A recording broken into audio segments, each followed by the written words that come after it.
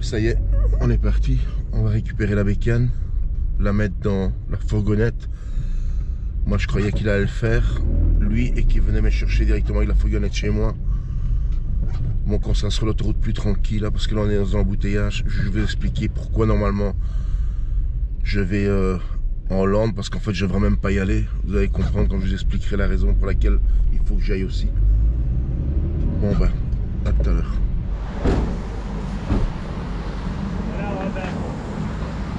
Ben voilà, on va partir avec ça.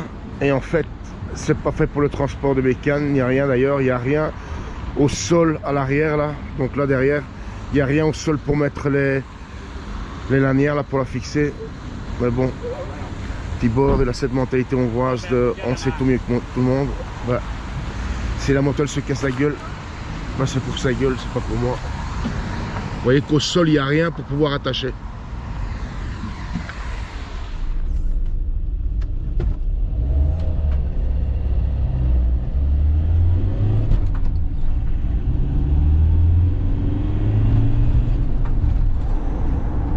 Bon ben on part maintenant récupérer la bécane.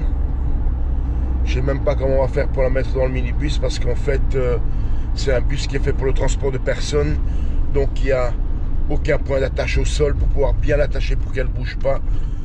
Et j'ai beau lui expliquer, il pige pas, c'est pas mon problème. Si elle se couche pendant qu'on roule, ben, ça va lui faire un petit 2000 € en moins, tu vois, et c'est lui qui va payer. Donc là maintenant on va se faire chier à monter la moto dans le van et tant que possible essayer de l'attacher dans le van, quoi. Ça va rigoler.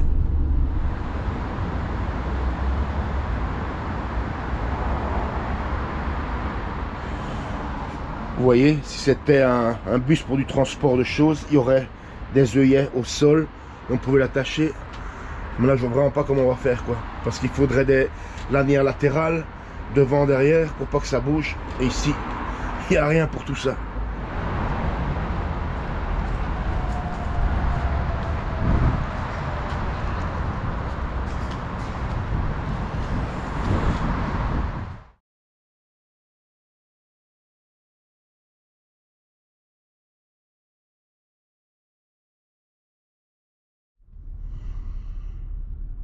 Regardez-moi ça, quel travail d'amateur.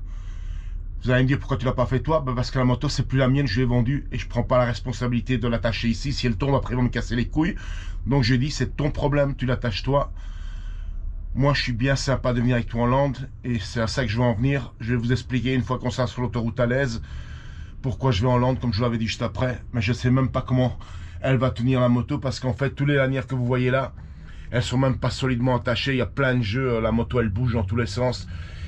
Et lui il vous parle comme un, on dit en anglais, un smart ass. Il sait tout mieux que tout le monde, comme le philosophe là. Et cette moto à mon avis avant d'arriver là-bas, elle va se casser la gueule ici derrière, que j'en suis pratiquement sûr. Bon, on verra ça. Bon, ça y est, on est sur l'autoroute. On est encore à côté de Budapest dans la banlieue, mais ça y est, on est sur l'autoroute, c'est parti. Bon, je vous raconte un peu pourquoi je dois partir en Hollande en fait. Donc la bécane qu'on vient de charger, pour certains anciens de la chaîne, vous l'avez reconnu, c'est ma 1125 que j'ai vendue il y a 3 mois. Et comme toutes les motos d'occasion qu'on vend, il n'y a pas de garantie.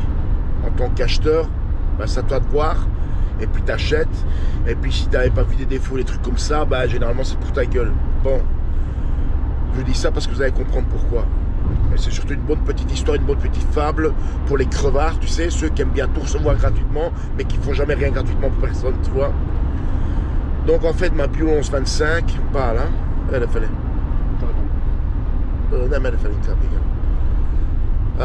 Ma Pure 1125 CR, elles ont toutes, absolument toutes, un défaut de conception d'origine de l'usine, c'est-à-dire un problème avec le générateur.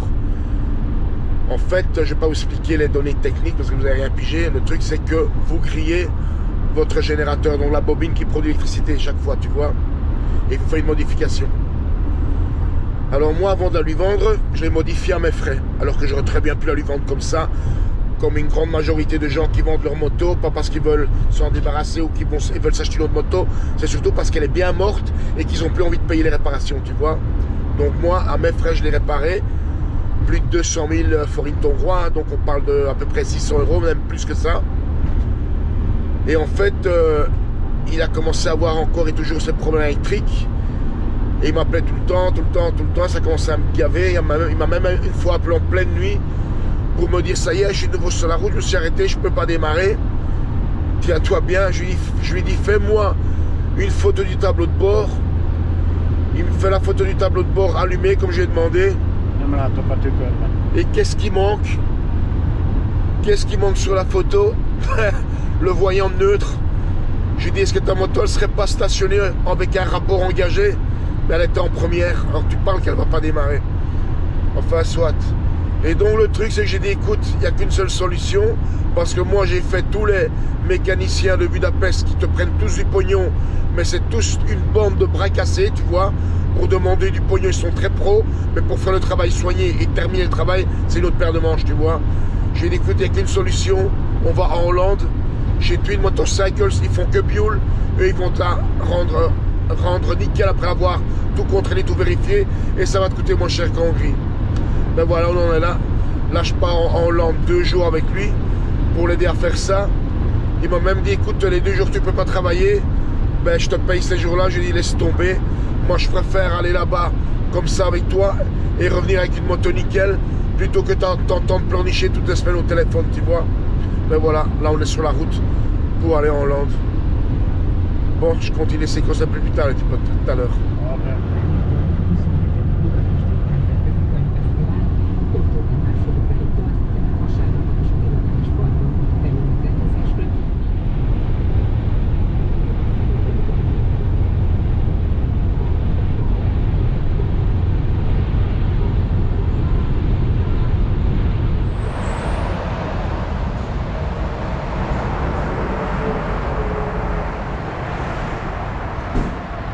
Bon, on n'est pas loin de la frontière.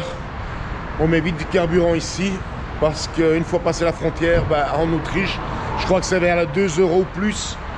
Donc on profite encore de ce qu'on a la ristourne en Hongrie. Puisqu'ici en Hongrie, on a le carburant le moins cher d'Europe. Puisque les prix sont bloqués par le gouvernement. On a le plein ici, ou plutôt le litre d'essence, à 490 forints. Le litre, ça veut dire 1,20 € par là. Ouais, on continue la route. A few minutes later.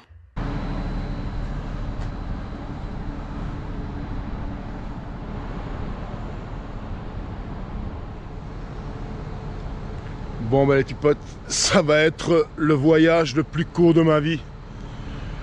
En fait, depuis Budapest, déjà depuis quand il est arrivé me récupérer à la maison, il m'a gavé les mecs. Mais gavé, c'est vraiment... c'est vraiment une incitation au meurtre. Alors là, il m'a raconté des conneries, mais des conneries pour lui mettre des claques dans la gueule, tu vois. En fait, ça fait 2 mois que j'ai pris ce rendez-vous pour lui en Hollande, tu vois. Puis plus de nouvelles. Et il y a à peine 2 ou 3 jours, il m'a envoyé un message, tiens, on part pas en Hollande. J'ai dit, tu me dis ça maintenant? Déjà, faut trouver un bus. Ah, mais tu n'as pas dit que tu t'en occupais? Moi, j'ai jamais dit ça, mais jamais. Même pas un truc qui ressemble à ça, tu vois. Ça commence. Donc, j'ai dit de chercher un bus, c'est son problème, c'est pas le mien.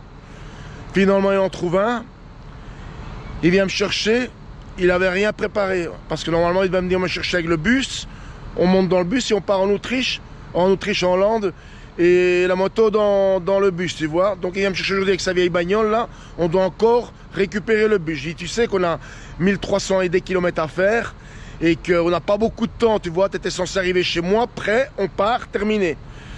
Donc, on va chercher la fourgonnette. On commence déjà à avoir une discussion avec le gars qui était très sympa, mais pas con, qui disait, où est-ce que vous allez en Hollande? Et lui, il commence déjà à lui raconter des carabistouilles. Il me l'a dit après, pourquoi? Bon, j'ai laissé tomber cette histoire. Oui, on va juste à la frontière hollandaise. Et le gars, il fait du côté de Venlo. Et je dis au gars, comment tu connais Venlo? Il dit, parce qu'avant, je roule en camion. J'ai dit, ah, ok, j'ai compris. Et donc, le gars calcule directement les kilomètres. Et puis, il dit, mais jamais tu vas me rendre la camionnette demain à 11h30. En fait, je ne savais même pas. Normalement, il doit rendre la camionnette demain à 23h30. Alors que demain à 9h, on a rendez-vous à 1340 bornes de Budapest pour la bécane, tu vois. Enfin, soit. Donc, finalement, il nous laisse partir avec la bécane.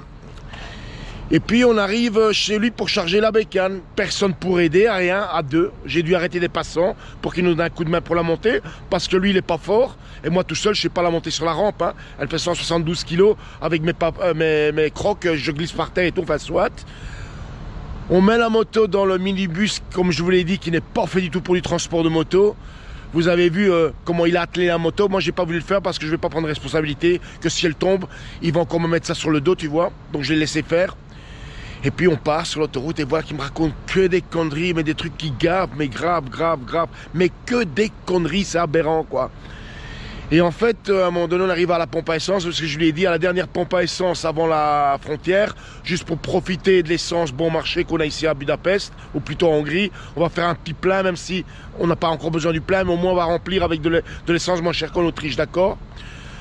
Donc on fait le plein, et puis il sort de la camionnette et je lui dis, prends la carte grise, parce qu'il faut la montrer pour avoir la réduction. Parce que je vous l'ai dit, ici l'essence elle coûte pas cher, mais il faut avoir la carte grise, il faut qu'elle soit en immatriculation hongroise, et il faut surtout qu'elle soit en nom...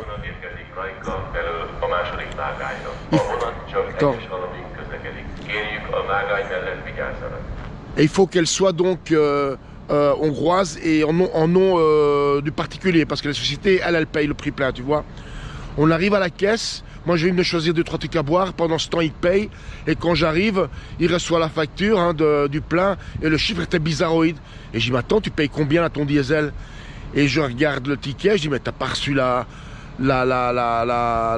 ristourne de l'État, là, t'as payé le double. Comment ça? Ben je dis, t'as quand même la carte grise, je t'ai dit de prendre la carte grise. Mais non, tu m'as pas dit. Je dis, mais t'es con quoi, je t'ai dit de prendre la carte grise pour avoir la ristourne de l'État. Il dit, mais non, je suis même pas au courant de ça. J'ai dit, t'es hongrois, t'habites en Hongrie, tu sais même pas, alors que moi je suis étranger, je le sais, tu vois. Il commence à rentrer dans un délire, mais dans un délire pas possible. Et puis en fait, je me rends compte, dans l'histoire, en continuant ce délire à la pompe à essence, qu'en fait, il est parti de Budapest avec 200 000 forints cash en poche, et c'est tout. Donc en Allemagne, en Autriche, en Hollande, je sais même pas avec quoi il va payer l'essence, tu vois. Et je lui dis, mais tu peux payer avec ta carte? Il dit, mais moi je paye pas avec ma carte. Je veux pas que la banque sache que je fais mon argent. Mais je dis, mais t'es malade ou quoi? Déjà t'as un compte en banque, donc elle sait combien d'argent tu as. Et donc en fait, il croyait, parce qu'il s'est mis en tête, et ce qu'il m'a dit, hein, mais t'avais dit que t'allais tout payer. Mais je dis, mais qu'est-ce que tu racontes toi? Si je t'ai dit que si on arrive en Hollande et que tu as un problème avec ta carte pour payer là-bas les réparations, je paye avec ma carte, tu me rembourses après. C'est tout ce que je t'ai dit. Donc le gars il s'est mis en tête qu'en fait j'allais financer tout le voyage, même s'il rembourse après quoi. Mais moi c'est même pas ça, c'est le principe qui m'a gavé. Et j'en pouvais plus parce qu'en fait depuis le départ c'est des histoires comme ça qu'il me raconte. Mais des trucs pas possibles, ça m'a tellement gavé. Je lui ai dit écoute il y a deux solutions. Soit tu commences à rentrer en mode normal, tu parles normal, ou tu continues ton délire de couillon. Je lui ai dit de couillon de hongrois et je me casse à la maison. Et il a continué son délire de couillon hongrois. J'ai pris mon sac, je suis rentré à la pompe à essence. J'ai dit s'il vous plaît appelez-moi un taxi, je voudrais aller à la gare la plus proche. Le gars m'a dit ne t'inquiète pas on va vous emmener. Parce qu'ils avaient vu le délire eux, dans la pompe à essence avec lui. Et voilà ils m'ont emmené ici, je suis à la gare. Et là j'attends mon train pour Budapest quoi, voilà. Je rentre à la maison tranquillement, je suis bien content parce que j'avais pas envie d'aller en Hollande. J'avais pas envie d'y aller. Je suis un peu désolé pour eux parce que c'est le deuxième rendez-vous qu'on leur fait là-bas et qu'on n'y va pas. Mais c'est comme ça. Bon tu potes, à demain, il y aura entraînement. Ciao.